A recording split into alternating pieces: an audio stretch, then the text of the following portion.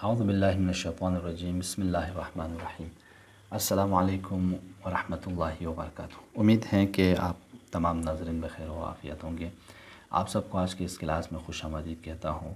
جیسے کہ آپ سب واقف ہیں کہ کلاس کا topic teach your self Islamic ideology ہے، خود سے اپنے عقائد کو سیکھیں۔ اس سلسلے کی آج کی چوتھی تقریر آپ کی سماعتوں کے حوالے کرنے جا رہے ہیں، جس میں ہم اور آپ گفتگو کریں گے انسان اور حیوانوں کے درمیان موجود مشترکات کے اوپر۔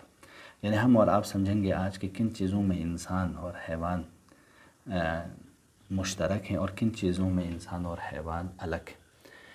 جیسے کہ ہم اور آپ واقف ہیں کہ انسان اور حیوان میں بہت سی مماثلت، سمریلٹیاں، مشترکات ہیں۔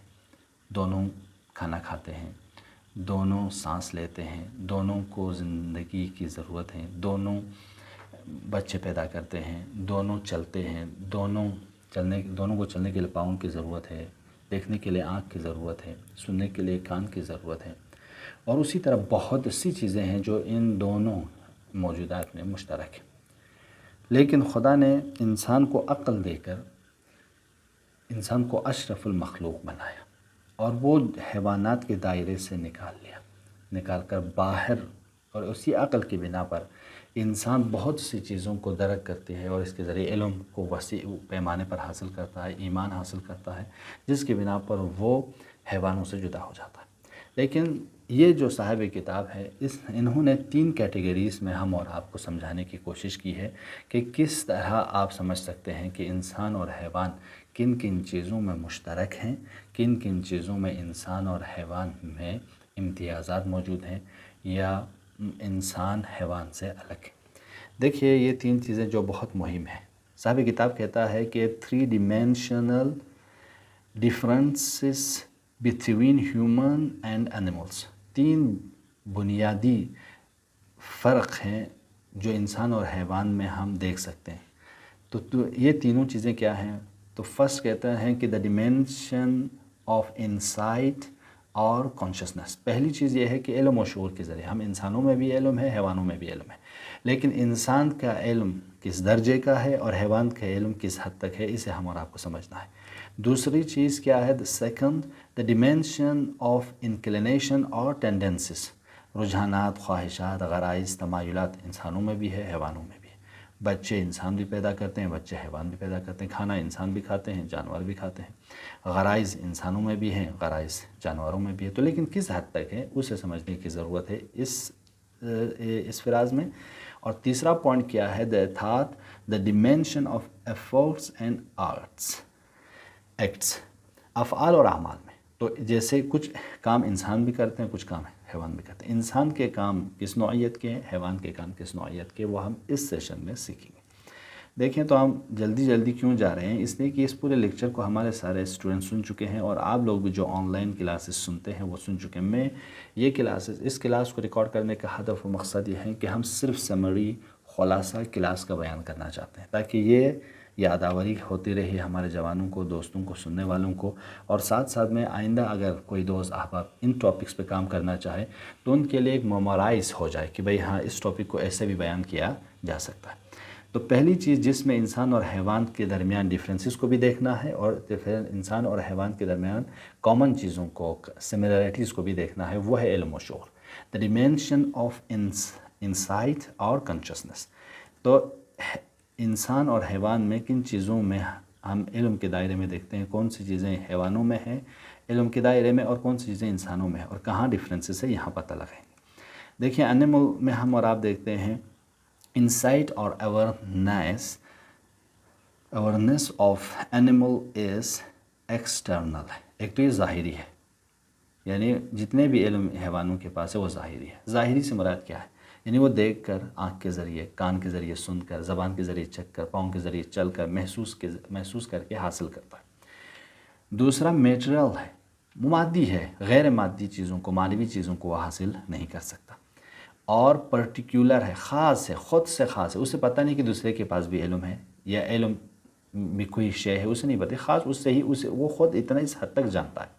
ریجنل ہے، یعنی علاقائی ہے، جس علاقے میں یہ جانور رہتا ہے اسی علاقے کے حساب سے جانتا ہے۔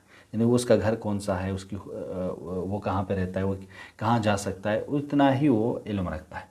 پریزنٹ ہے، حال ہے، یعنی اس کے ماضی میں کیا تھا اسے نہیں پتہ، فیوچر میں اس کے ساتھ کیا ہوگا وہ بھی علم نہیں ہے۔ جو کچھ ہے سامنے کا ہے، کھانا آئے گا سامنے کھائے گا، پانی آئے گا پیے گا، گھاس ملے گا کھائے گا، یہی پریزنٹ کی حد تک ہے۔ انکانشسنس ہے، انکانشس ہے، یعنی لاشعوری طور پر ہے، یعنی اس کو یہ بھی شعور نہیں کہ اس کے پاس شعور ہے، یہ بہت تھوڑی سی علم ہے، یہ بھی نہیں پتہ۔ اور اسی طرح فطری اور غریزی ہے، یعنی یہ چیزیں خدا نے فطرت میں اس کے رکھ دی ہے، اس کو جیسے ہی پیدا کیا نیچر اس میں موجود ہے، نیچرلی اس میں موجود ہے، اینڈ لمیٹڈ ہے، یعنی حیوان کے علم محدود ہے۔ یہ وہ خصوصیات ہیں جو حیوان کے علم سے مربوط ہیں، یعنی آپ اگر کہیں کہ حیوانوں میں علم ہے تو کس نوعیت کے علم ہے یہاں سے پتہ کر سکتے ہیں۔ لیکن انسان میں آپ دیکھیں the insight and awareness of the human being is external and internal۔ ہم ظاہری چیزوں کو بھی درک کرتا ہے انسان، ہم باطنی چیزوں کا بھی علم رکھتا ہے، باطنی چیزوں کے ذریعے بھی علم حاصل کرتا ہے۔ میٹریل مادی چیزوں سے بھی علم حاصل کرتا ہے، اسپریچول معنوی چیزوں سے بھی علم حاصل کرتا ہے۔ پرٹیکولر خاص، اس سے خاص بھی ہے، اپنی ذات اس کے اپنے ذاتی علوم بھی اس سے معلوم ہے، اینڈ یونیورسل، اور وہ جہانی بھی ہے، اس کے علم جہانی بھی ہے، یا وہ جہان کو بھی پوری دنیا کے علم بھی حاصل کر سکتا ہے۔ پریزنٹ حال کو بھی جانتا ہے، پاسٹ کو بھی، ماضی کو بھی جانتا ہے، فیوچر مستقبل کو بھی جانتا ہے۔ یعنی انسان ایک ایسا موجود ہے جو ماضی کے واقعات اور حالات سے عبرت حاصل کرتا ہے اور مستقبل کے زندگی کو سنوارنے کی کوشش کرتا ہے، اور کانشس ہے، شعوری ہے، انکانشسنس نہیں ہے، شعوری طور پر اس کے پاس علم ہے، اور کیپیبل آف انکریز ہے، اسے معلوم ہے کہ اس کے علم افزائش کرتا ہے۔ لہٰذا لکل ذی علم عالم، ہر عالم کے اوپر ایک عالم ہے، یعنی جتنا انسان علم حاصل کرتا ہے اتنا وہ اس کا علم بڑھتا جاتا ہے، اور اس کے علم انکریز ہوتا ہے، بڑھتا ہے۔ لہٰذا علم حاصل کرتے ہیں ہم کالج میں، یونیورسٹیوں میں کیوں جاتے ہیں؟ تاکہ ہمارے علم بڑھتا رہے۔ اور ساتھ میں ایک ہے کہ دا گریجول ڈیولپمنٹ، اور ساتھ سے وہ تدریجی ترقی بھی کرتا رہتا ہے۔ اور سینسیشن ہے، احساس ہے، امیجنیشن ہے، تخیل ہے، فینٹیسی اینڈ انٹلیکچوئل ہے، خیال اور عقل بھی کے ذریعے بھی علم حاصل کرتا ہے۔ علم کی دنیا میں انسان اور حیوان میں کہاں مشترکات ہیں یہاں پتہ لگا سکتے ہیں، اور کن چیزوں میں انسان حیوان سے الگ ہیں یہ بھی آپ یہاں معلوم کر سکتے ہیں۔ تو کل کوئی پوچھے کہ انسان کے علم میں اور حیوان کے علم میں کیا ڈیفرنسز ہیں، تو آپ آسانی سے اس کیٹیگری کے تحت معلوم کرا سکتے ہیں۔ دیکھیں، انسان کا علم ظاہری ہے، مادی ہے، خاص ہے، علاقائی ہے، حال سے مربوط ہے، لاشعوری ہے، لیکن انسان کے علم اس سے بڑھ کر ہے۔ یہ حیوان کے علم کی خصوصیات تھی، لیکن انسان کے علم ظاہری، باطنی، مادی، معنوی، خاص، جہانی، ذاتی، اور ماضی، حال، مستقبل، شعور، افزائش کے قابل، تخیل، خیال اور عقل، یہ ساری چیزیں ہیں جو انسان کے علم سے مربوط ہیں۔ اب دوسرا ڈیفرنسز جو ہم دیکھتے ہیں وہ ٹینڈنسز میں ہے، یعنی جو تمایلات ہیں، جو رجحانات، خواہشات ہیں انسانوں میں اور حیوانوں میں، وہ اس کو ہم دیکھنا چاہتے ہیں۔ دیکھیں، انسانوں میں جو خواہشات ہیں وہ کون سی ہیں، حیوانوں میں جو خواہشات اور رجحانات اور تمایلات ہیں وہ کون سی ہیں۔ تو پہلا یہ ہے کہ the tendencies and capacity of animals ہو، کیا ہے؟ پہلا میٹریل ہے، حیوانوں کے جتنے بھی خواہشات ہیں وہ مادی ہیں، مادیات سے وہ اپنے رجحانات کو، تمایلات کو رکھتا ہے۔ دوسرا پرسنل ہے، ذاتی طور پر وہ اپنے خواہشات کو پورا کرتا ہے، یا خود کو، یا اپنی جفت کو، یا اپنے بچے کو، حد تک فیملی کے حد تک وہ اپنے خواہشات، تمایلات رکھتا ہے۔ انکانشسنس، لاشعوری طور پر اس کے اندر یہ چیزیں موجود ہیں۔ اور انڈیویجول انٹرسٹس، یہ اپنے فردی یا ذاتی مفادات کے لیے یہ خواہشات پورے کرتے ہیں، یہ رجحانات رکھتے ہیں، اور لمٹ بھی ہے، ایسا نہیں ہے کہ ان لمٹ ہو۔ جو علم کے دائرے میں آپ نے بتایا وہی حیوان کے خواہشات کی اور رجحانات اور تمایلات اور صلاحیت کی دنیا میں بھی موجود ہے، یعنی ان کی صلاحیتیں محدود ہیں، پرسنل ہیں، میٹریل ہیں، اور خصوصی ہیں ان سے، اور لاشعوری طور پر۔ لیکن انسان کا کیا ہے؟ The tendencies and capacity of human being کیا ہے؟ انسانوں کے رجحانات و خواہشات ایک تو میٹریل ہیں، ٹھیک ہے، مادی چیزوں سے بھی وہ اپنے رجحانات، تمایلات، خواہشات رکھتے ہیں، لیکن نان میٹریل بھی ہے، معنوی چیزوں سے، اسپریچولیٹی سے بھی انسان ان کی خواہش ہوتی ہے، تمایل ہیں، میل رکھتا ہے یہ، اور پرسنل بھی ہیں اور سوشل بھی ہیں۔ ساتھ ساتھ میں کانشسنس ہے، شعوری طور پر وہ جانتا ہے کہ میں کیا کر رہا ہوں، کیا نہیں کر رہا ہوں۔ ایتھیکل ہے، اخلاقی ہے اور ان لمیٹڈ ہے۔ لہٰذا یہ انسان ایسا موجود ہیں جس کے خواہشات اتنے ہیں کہ وہ اخلاقی دائرے میں اپنی ذاتی خواہشات کو، اپنے فردی خواہشات کو، سب کو قربان کرتا ہے اس اخلاقی، انسانی اور الہی کام کے لیے۔ لہٰذا انسان راہ خدا میں شہید ہو جاتا ہے۔ کیونکہ اسے معلوم ہے کہ اس راہ میں شہید ہو جاؤں گا تو بہتر ہے کہ میں اپنی ذاتی کسی کام پر قربان ہو جاؤں، یعنی اپنی ذات کو اپنے ذات پر الہی کاموں کو، دینی کاموں کو، اخلاقی کاموں کو، انسانی کاموں کو مقدم کرتا ہے۔ کیونکہ اس کے پاس وہ رجحانات، وہ خواہشات اور وہ تمایلات موجود ہیں، وہ ہے ایتھیکل، یعنی اخلاقی تمایلات کی بنا پر، دینی تمایلات کی بنا پر وہ انسان ترقی کرتا ہے۔ لہٰذا یہاں بھی آپ اندازہ کر سکتے ہیں کہ تمایلات کی دنیا میں بھی انسان اور حیوان کہاں پہ مشترک ہیں اور کہاں پہ انسان حیوانوں سے الگ ہوتا ہے۔ یہ سرسری طور پر ہم سمجھ سکتے ہیں۔ اب تیسرا جو ٹاپک ہم لوگوں کا رہتا ہے the acts and behaviour of human and animals. تو اب انسان اور حیوان کے بیہیورس میں بھی کیا کیا فرق ہیں اور اعمال میں اور افعال میں کیا کیا ڈفرینسز ہے، وہ بھی ہم یہاں پہ معلوم کر سکتے ہیں۔ دیکھیں اینیملس کے افعال کیا کیا ہے۔ The acts and behaviour of animals determinate. پہلی چیز تو تمام حیوانوں کے کام سارے طے شدہ ہیں۔ بلی کو بلی کا کام ہے، چوہا کو چوہے کا کام ہے، کتے کو کتے کا ہے، گائے کو گائے کا ہے، گھوڑے کو گھوڑے کا کام ہے، ہاں مچھر کو مچھر کا کام ہے۔ ہر حیوانات کی دنیا میں آپ جتنے بھی حیوانات کو دیکھیں ان کے کام ڈٹرمنیٹ ہیں، طے شدہ ہے کہ ان کو یہ کام کرنا ہے۔ بلی کے کام کو کتا نہیں کرتا، کتے کے کام کو گائے نہیں کرتا، گائے کے کام کو گھوڑا نہیں کرتا۔ ہر ایک کو اپنے اپنے کام مشخص ہے، اس سے ہٹ کے انجام نہیں دیتا۔ دوسرا لمٹ ہے، محدود ہے کہ ہر کام ان کے محدود طریقے سے کرتا ہے۔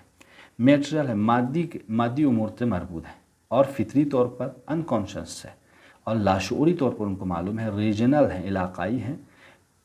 present with a motive based on personal interests اور family interests، یعنی یہ اپنی ذاتی اور خاندانی مفادات کے لیے ہی کام کرتے ہیں۔ یہ حیوانوں کے کام کی خصوصیات ہے جو آپ یہاں پہ دیکھ سکتے ہیں۔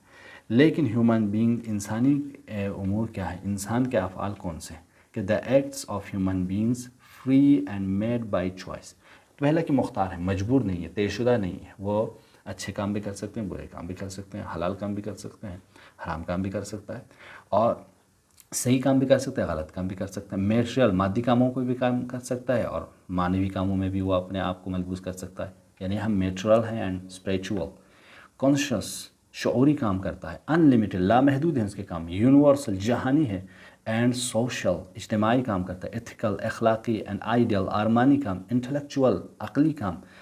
یہ سارے امور ہیں اور جس کے بنا پر یہ انسان، ہم ظاہری طور پر، ہم باطنی طور پر، یعنی ڈیولپڈ اینڈ ترقی کرنے کی وہ صلاحیت رکھتا ہے۔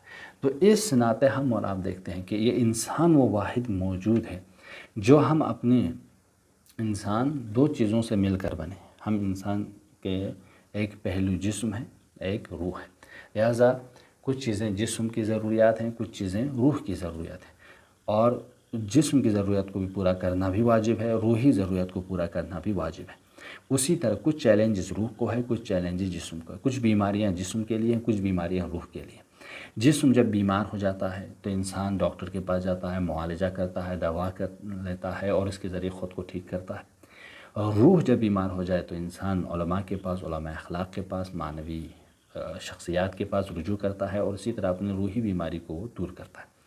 لیکن جسم اگر بیمار ہو جائے تو شاید انسان دین سے، خدا سے، قرآن سے، معنویات سے دور نہیں ہوگا۔ لیکن انسان جب اگر روحی بیماری میں مبتلا ہو جائے، حسد، کینہ، بغض، بزرگوں کی توہین کرنا یا فساد کرنا، گناہ کرنا، معصیت الہی میں اب خود کو ملبوس کرنا، یہ وہ کام ہے جو روح کو بیماری لگتی ہے۔ اگر انسان اس میں ملبوس ہو جائے تو پھر یہ انسان دین سے بھی، ایمان سے بھی، قرآن سے بھی اور تمام اچھے اخلاقی امور سے دور ہو جاتا ہے۔ یہ خطرناک بیماری ہے۔ اسی بنا پر آپ دیکھیں کہ جب انسان انسانیت سے، دین سے، اخلاق سے دور ہو جاتا ہے تو پہلی جنگ عالمی جنگ میں اتنے سارے بے گناہ انسانوں کو قتل کرتے ہیں۔ دوسری عالمی جنگ میں ہٹلر جیسے ظالم کتنے انسانوں کو قتل عام کرتا ہے۔ امریکہ جاپان کے ہنستے بستے شہر ہیروشیما اور دوسرا شہر جو ان 2 شہر تھے نا، ناگاساکی، ان 2 شہروں کو ایٹم بم کے ذریعے کیسے تباہ و برباد کرتا ہے. یہ سب روحی بیماری ہے. یعنی انسان دین سے، خدا سے، ایمان سے جب دور ہو جاتا ہے تو اس طرح کے کام کرنا شروع کر دیتا ہے.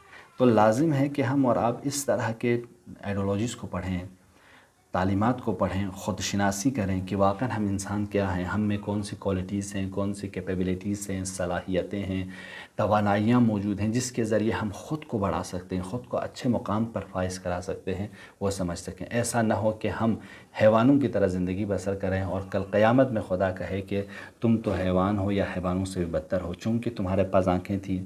لہم اعین لا ينظرون بها ولهم آذان لا يسمعون بها ولهم عقول لا يفهمون بها هم كالانعام بل هم اضل السبیل. یہ تو جانور ہیں یا جانوروں سے بھی بدتر ہے. کیوں کہ تمام امکانات اور صلاحیت کے باوجود بھی انسان اگر حیوانوں کی طرح ہی رہے یا حیوانوں سے بدتر ہو جائے تو یہ انسان کا ہم اور غم، شکم اور زیر شکم ہو جائے تو یہ خطرناک ہے کہ جس کے لیے وہ اپنے آپ کو دنیاوی اور بیہودہ چیزوں کے لیے خود کو قربان کرے. لہٰذا لازم ہے کہ ہم اور آپ ان چیزوں کو سمجھیں، دوسروں کو سمجھانے کی کوشش کریں، پڑھیں.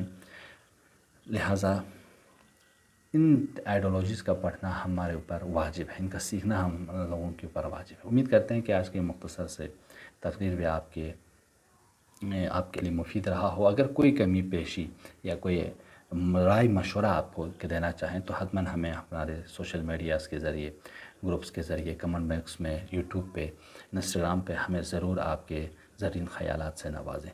والسلام علیکم ورحمۃ اللہ وبرکاتہ.